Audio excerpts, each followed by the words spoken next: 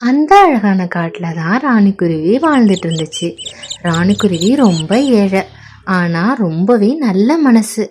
யாருக்கிட்டேயும் தப்பாக பேசாது, யாரையும் ஏமாத்தணும்னு நினைக்காது. ஏழையாக இருக்க ராணிக்குருவி டெய்லி காட்டுப்பகுதிக்கு போய் விறகுகளை வெட்டிட்டு வந்து அதுலேருந்து வர வருமானத்தை வச்சு தன்னோட குடும்பத்தை நடத்திக்கிட்டு இருந்துச்சு. அம்மா, இன்னைக்கும் என்னம்மா வெறும் சாப்பாடே கொடுக்குறீங்க? குழம்பு எதுவுமே கிடையாதா? கூட்டு பொரியல்னு எதுவுமே வைக்க மாட்டேங்கிறீங்க. வெறும் சாப்பாட்டை நாங்க எப்படிமா சாப்பிட்றது? கொஞ்சம் பொறுத்துக்கங்கடா கண்ணா. அம்மா இன்னைக்கு வந்த வருமானத்துல அரிசி மட்டும்தான் வாங்க முடிஞ்சிச்சு. உங்களுக்கு இந்த சாப்பாட்டாச்சும் கொடுக்க முடிஞ்சிச்சு அப்படின்னு நினைச்சு நான் அரிசி மட்டும் வாங்கிட்டு வந்துட்டேன். நாளைக்கு அம்மா வேற ஏதாவது தானியங்கள் கிடைக்குதான்னு பாக்குறேன். அப்படி இல்லைன்னா பழங்கள் எதுவும் கிடைச்சதுன்னா எடுத்துட்டு வரேன்டா தங்கங்களா. அம்மா, எனக்கு கொய்யாப்பழம் ரொம்ப பிடிக்குமா. ப்ளீஸ்மா கொய்யாப்பழம் வாங்கிட்டு வாங்கம்மா. சரிடா தங்கம், உனக்காக அம்மா கொய்யாப்பழம் வாங்கிட்டு வரேன். அப்படியே அன்னைக்கு நைட்டு போணுச்சு. அன்னைக்கு நைட்டு ராணிக்குருவிக்கு தூக்கமே வரல.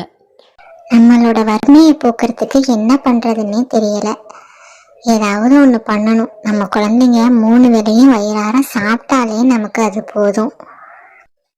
அப்படியே யோசிச்ச ராணிக்குருவி அடுத்த நாள் காலையில காட்டு பக்கம் போணுச்சு. அங்க ஒரு காட்டு பகுதியில ஒரு கோவில் ஒன்று இருந்துச்சு. கோவிலை பார்த்ததும் ராணி, அம்மா தாயே, எப்படியாவது என் குடும்பத்துக்கு உதவி செய்யுமா. என் குழந்தைங்க பட்டினி கிடக்குறாங்க. அவங்களுக்கு 3 வேளையும் வயிறார சாப்பாடு போட எனக்கு முடியலை. நான் யாரையும் ஏமாத்தணும்னு நினைக்கல, யார்கிட்டையும் பொய் சொல்லவும் மாட்டேன். ஆனால் என்னோட குழந்தைங்கள வறுமையிலேருந்து காப்பாற்றணுங்கிறது மட்டும்தான் என்னோட ஆசை. எனக்கு நீ தான் காரணம் காட்டணும் தாயே அப்படின்னு சாமி கிட்ட வேண்டிக்கிட்டு தோட்டத்தை நோக்கி பறந்து போணுச்சு. அந்த தோட்டத்துல ஒரு உடைஞ்சு போன பானை கிடந்துச்சு. இந்த பானை உடைஞ்சிருக்கே, இதுல தண்ணி வைக்க முடியாது. சரி, நம்ம வீட்டுல இருக்க பழைய பொருளை எதையாவது இதுல வச்சு மூடி வச்சுக்கலாம். நம்ம வீட்டுல தான் அங்கேயும் இங்கேயும் வைக்கிறதுக்கு இடம் இல்லாமலே இருக்கு. இந்த பானைய நம்ம அதுக்கு யூஸ் பண்ணிக்குவோம் அப்படின்னு சொல்லி அந்த பானைய எடுத்துக்கிட்டு தன்னோட வீட்டுக்கு போணுச்சு. அந்த பானை வீட்டுக்கு வந்ததுமே, அம்மா என்னம்மா இது, உடைஞ்சு போன பானையை எடுத்துட்டு வந்திருக்கீங்க? இது யாரோ உடைஞ்சு போயிட்டுன்னு வேணான்னு தூக்கி போட்டிருக்காங்கடா. நம்ம வீட்டுல தான் பானையே இல்லையே. கொஞ்சம் கொஞ்சம் வாங்குற அரிசி பருப்பு சாமானையாவது இதுல நம்ம வச்சுக்கலாம். உடஞ்சதுல கொஞ்சம் அடைச்சிட்டோம் அப்படின்னா இது கீழே எல்லாம் ஒழுங்காம இருக்கும். அதுல வச்சுக்கலான்னு சொல்லி எடுத்துட்டு வந்திருக்கேன். சரிம்மா சரிம்மா அப்படின்னு தான் வாங்கிட்டு வந்த அரிசியை அதுல வச்சிருந்தா. அந்த அரிசி உடனே பானை நிறைய வலிய ஆரம்பிச்சது. எடுக்க எடுக்க அரிசி குறையவே இல்லை. அம்மா, என்ன ஆச்சரியம், இந்த அளவுக்கு அரிசி அதிகமாகிக்கிட்டே இருக்கே. இனிமே நம்ம அரிசியே வாங்க வேண்டாமா?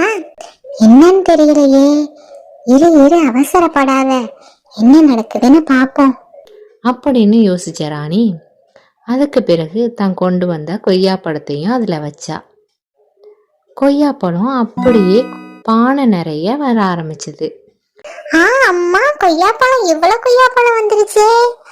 ஆஹா, எனக்கு ரொம்ப பிடிக்கும் கொய்யாப்பழம். இன்னைக்கு எனக்கு ஒரே வேட்டை தான். நான் கொய்யாப்பழம் நிறைய சாப்பிடுவேம்மா. சாப்பிடு சாப்பிடு தங்கம் அப்படின்னு யோசிச்சுக்கிட்டே இருந்தா ராணி. இது என்ன மாயமா மந்திரமா? என்ன நடந்துச்சுன்னு தெரியலையே. நம்ம சாமி கிட்ட வேண்டிக்கிட்டோமே, சாமியோட அருளா இருக்குமோ? இந்த கடவுள் தான் நமக்கு இந்த பானையை கொடுத்துருப்பாங்களோ? சரி, என்னன்னு பாப்போம். ராணிக்கு கிடைச்ச மாதிரி உங்களுக்கும் ஜாக்பாட் கிடைக்கணும்னா நம்ம சேனலை சப்ஸ்கிரைப் பண்ணிட்டு பாருங்க. அப்படியே ராணின்னு கமெண்ட்டும் பண்ணிடுங்க. அப்படின்னு நைட்டு தூங்கிட்டா ராணி. அடுத்த நாள் காலையில ராணிக்கு ஒரு யோசனை வந்துச்சு. இந்த பானையில எது வச்சாலும் பானை நிறைய வந்துடுது.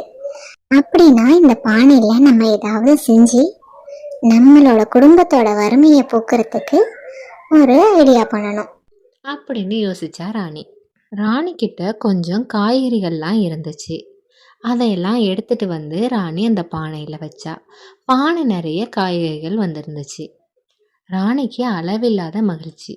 இந்த நிறைய காய்கறிகளை வச்சு நம்ம ஒரு ஹோட்டல் நடத்தலாம் அப்படின்னு சொல்லி ராணி தன்கிட்ட இருந்த பொருள்கள் எல்லாம் பானையில் வச்சு எல்லாத்தையும் பானை நிறைய உருவாக்குனான்.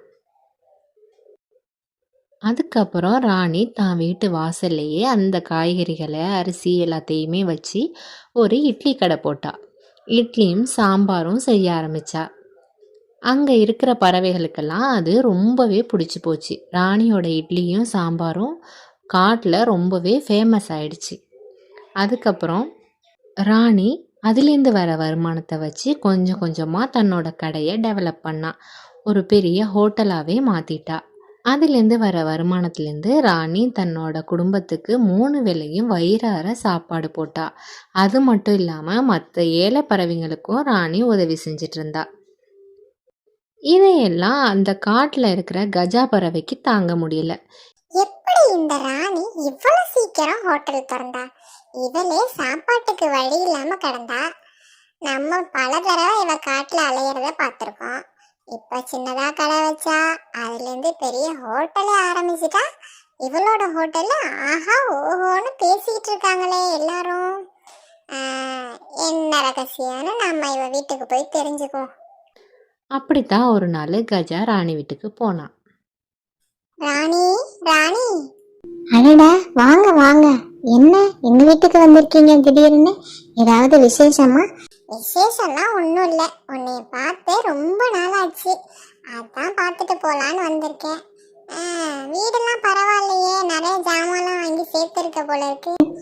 ஆமா ஆமா, இப்பதான் கொஞ்சம் ஹோட்டல்ல இருந்து வருமானம் கிடைக்குதுல்ல, அதான் பசங்களுக்காக கொஞ்சம் கொஞ்சம் பொருட்கள் எல்லாம் வாங்கியிருக்கேன். ரொம்ப சந்தோஷம். எப்படி ராணி நீ சாப்பாட்டுக்கே கஷ்டப்பட்டுக்கிட்டு இருந்த, உன்னால எப்படி ஹோட்டல் திறக்க முடிஞ்சது? அதுவா, அது நான் ஒரு நாள் தோட்டத்துக்கு போய்கிட்டு இருந்தேன். அப்போதான் என் கண்ணுல இந்த உடஞ்ச பானை பட்டுச்சு. சரி, நம்ம கிட்டதான் பொருள்லாம் வைக்க பாத்திரம் எதுவும் இல்லையேன்னு சொல்லிட்டு எடுத்துட்டு வந்து வச்சா. அதுக்கப்புறம் அந்த பானையில எது வச்சாலும் நிரம்பி வழிஞ்சுக்கிட்டே இருக்கு. அதை வச்சுதான் நான் என்னோட ஹோட்டலை ஸ்டார்ட் பண்ணேன். இப்போ என்னோட ஹோட்டலும் ரொம்பவே நல்லா போகுது. இப்போ என் ஹோட்டல்லேருந்து வர வருமானத்தை வச்சு என் குடும்பத்தை நான் சந்தோஷமா நடத்திக்கிட்டு இருக்கேன். இந்த கடவுளுக்கு தான் இதுக்கு நான் நன்றி சொல்லணும். ஆஹா, அப்படியா விஷயம்? இப்போதானே தெரியுது. சரி, இவளுக்கு தெரியாம எப்படியாவது இந்த பானையை ஆட்டைய போட்டுற வேண்டியதான். இந்த பானை எடுத்துட்டு போயிட்டோம்னா தங்கம் பணம் வைரம் அப்படின்னு சொல்லி எல்லாத்தையும் நம்ம இதில் வச்சு நிறைய நம்ம ஊர்லேயே பெரிய பணக்காரன் ஆயிட முடியும் அப்படின்னு யோசிச்ச கெட்டெண்ணெய் பிடிச்ச கஜா அந்த பானையை அவளுக்கு தெரியாமல் திருடிட்டு போனான். அந்த பானை பறந்து போகிற வழியிலேயே கீழே விழுந்துருச்சு. கீழே விழுந்து டப்பார்னு உடஞ்சி போச்சு. பேராசை பிடிச்சக்காகவும் தன்னோட பேராசையால் அந்த பானையை உடச்சி ஒன்றும் இல்லாமல் பண்ணிடுச்சு.